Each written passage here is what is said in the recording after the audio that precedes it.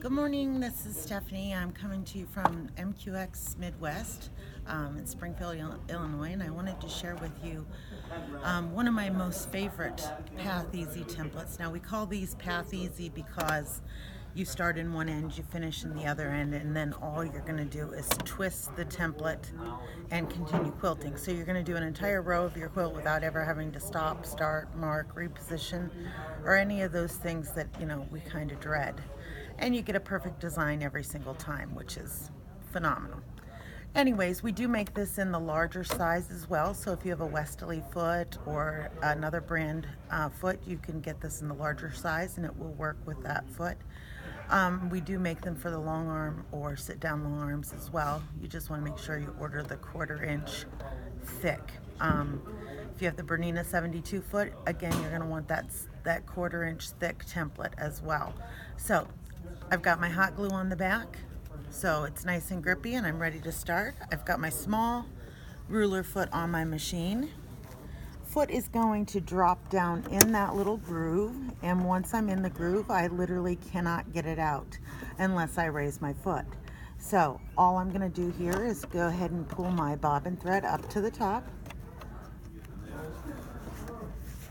because I don't want to get that little knot nest in the back side of my quilt here.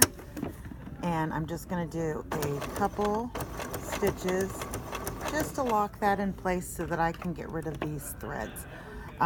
You want to make sure you always do that, because I have actually sewn myself in because those threads get tangled up around the foot there. So all we're going to do now is move our fabric and our template together. And I'm just stitching right in that little path. I don't have to worry about staying to one side or the other. My stitch line is always in the center of that path. Now all I'm going to do is continue. Now your back tracks should be perfect as long as you are not accidentally sliding your template in any way. So you're going to stitch in and clear back out, and that back track is going to lay right on top of your previous stitch line. And that's when we tend to mess up, is because trying to stay on your own stitch line is not a very easy thing to do. So back out, and we'll finish this last little curl up here. Clear down to the end. We're going to make sure that we're always stopping, needle down, and then we're going to just twist the template and continue. Now I'm going to do one more, and then I'm going to show you how this will nest. So when you come down to do the next row, you'll see how it works, so that you're not, so that it doesn't look like you're stitching in rows. And that kind of happens because we don't understand the nesting process, because that nesting is kind of a term that long armers use when they are using a pantograph or something to that effect. And these templates are designed exactly the same way as a pantograph is. So they're designed to nest so that it doesn't look like you're quilting in rows, and that your quilting really is pretty random looking. Okay, so we're to the end, and if that was the end of a row, we'd just do a quick little back stitch and then go ahead and cut our threads here. And I want to show you what that looks like. So you get a really nice design. Notice my back tracks are exactly on. All right, so now when I come down, get ready to do the next row. All I'm gonna do, now if you're, want it to be absolutely perfect, you can do some measuring, but I don't typically do that. I eyeball everything, and that's your own personal preference. So when I come down to do this next row, the template's gonna go in place just like it was in the previous row. So I've still got the curl going here, just like I had going here. Now, what you do want to make sure of is that this is actually going up into this previous row. Now, that is what nesting is all about.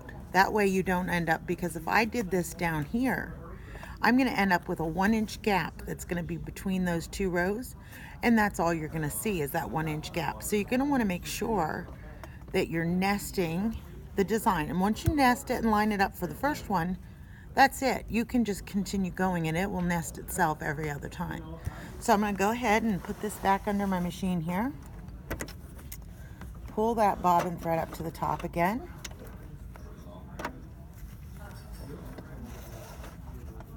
Do a couple little stitches here to lock it in. And trim my threads. So I'm going to go ahead and stitch this so that you can see exactly what it's going to look like when it is nested properly.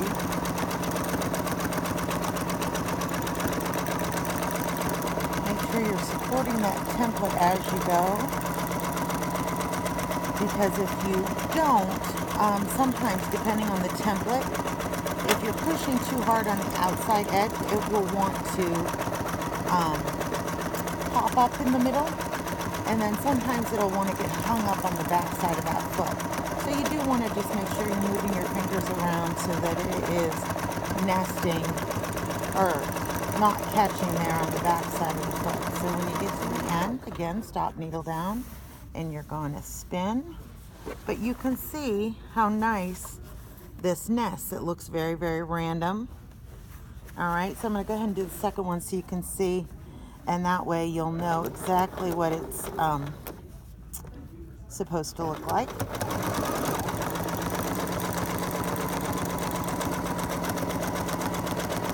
And as you notice, it really doesn't take a very long time, depending on, you know, once you get used to it, you can really zip along quite quick without having to worry about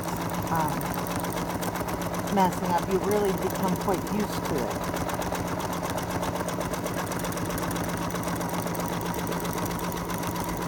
And now I'm going a little slow for myself. Usually I go a little faster, but I'm on a plastic table here at the show, and this little baby bounces all over the place. So I'm going a little slow so the video turns out good.